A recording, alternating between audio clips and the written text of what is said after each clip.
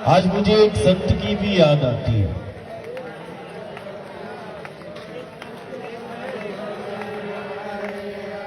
एक सत्य घटना सुनाते हैं इसी कीर्तन में।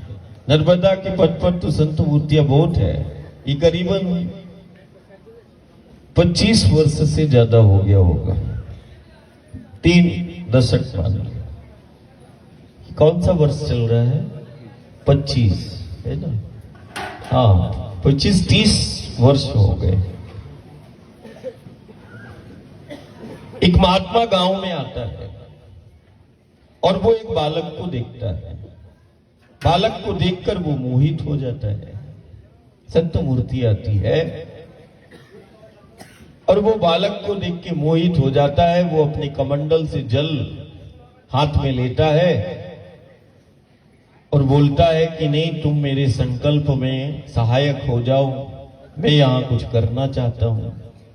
तो वो बालक कहता है कि आपको जो करना है वो करें। बोले नहीं, तुम बस बैठ जाना, तुम साथ में रहना, हम ये संकल्प पूरा कर लेंगे। हमारी इच्छा है कि तुम्हारे साथ में ही ये संकल्प हो। बोले तुम भी अपना हाथ बढ़ाओ और जल कमंडल का लो। तो वो थोड़ा सा, वो बालक जो है थोड़ा, वो कहता अरे मैं हाथ में जल लूंगा, लेकिन पहले संकल्प बताओ, संकल्प क्या है? बोले अखंड राम धुन संकीर्तन करना है 7 दिन तक, 24 घंटे। हरे राम राम राम हरे हरे, हरे कृष्ण कृष्ण कृष्ण हरे हरे। बोले 7 दिन तक करना है, सप्ताह करना है। वो बालक कहता है कि अरे 24 घंटे दिनों रात मैं तो नहीं बैठ पाऊंगा।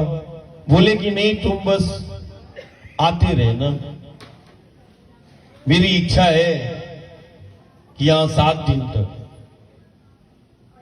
तो एक शिवालय, एक मड़िया, शिव जी का मड़िया था, उसके सामने बड़ और पीपल का युगल वृक्ष था। वो बालक और उस संत के बीच में वहां संवाद हो रहा था।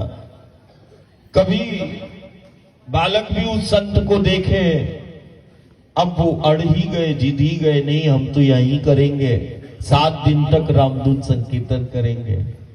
सत्य घटना है, आज याद आया।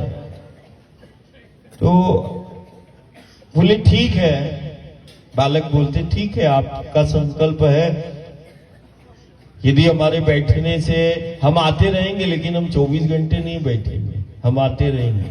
बोले हाँ ठीक है, हम बैठ जाते हैं। संकल्प धारण हुआ, संकल्प हुआ। महात्मा ने बिना किसी को बताए भ्रमण करते हुए उस गांव में आए थे और वो संकल्प बालक को देखकर ले लिया और कहने लगे। रामधुन प्रारंभ हो गई।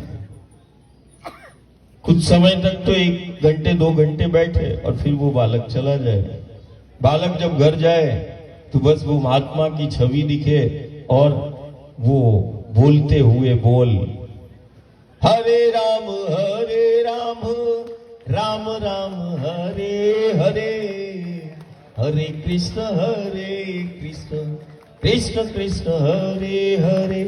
ये बोल जो है, ये बस गूंजता रहे तो बालक को भी बेचैनी हो, तो कभी शाम को भी देखने आ जाए, कभी रात में भी देखने आ जाए।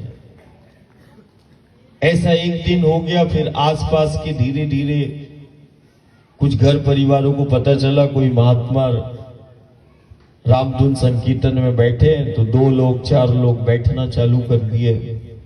वो बालक हमेशा सुबह दोपहर शाम ऐसा जब भी, तो वो बैठ जाते।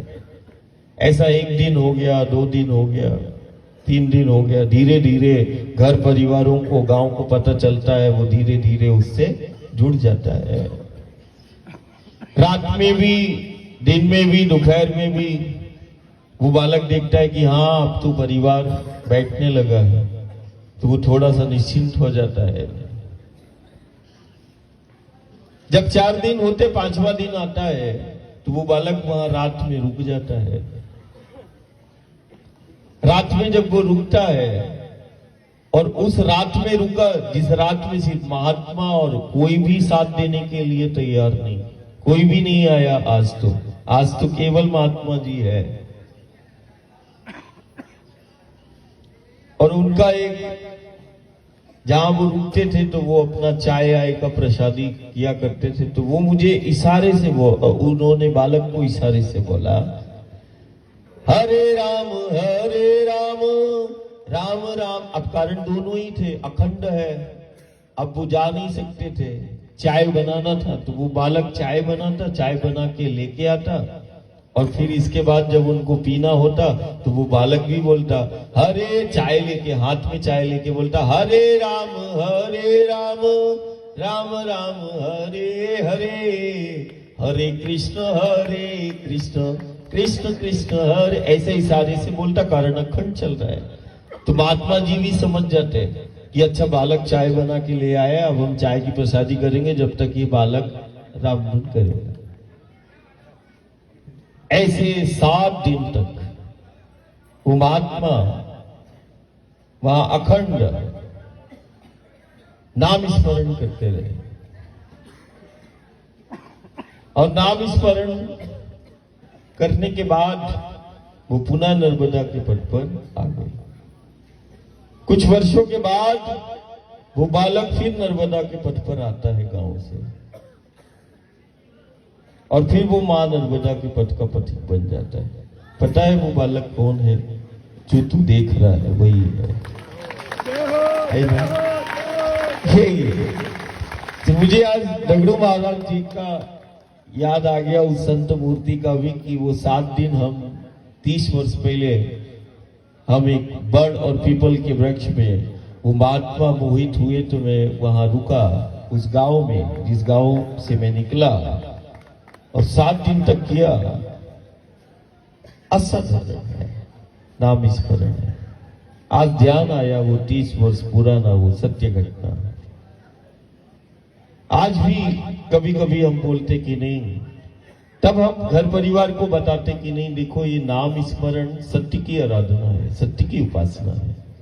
हरि नाम ही सत्य है, राम नाम ही सत्य है और सत्य के स्मरण मात्र से शक्तियां सहायक हो जाएंगी।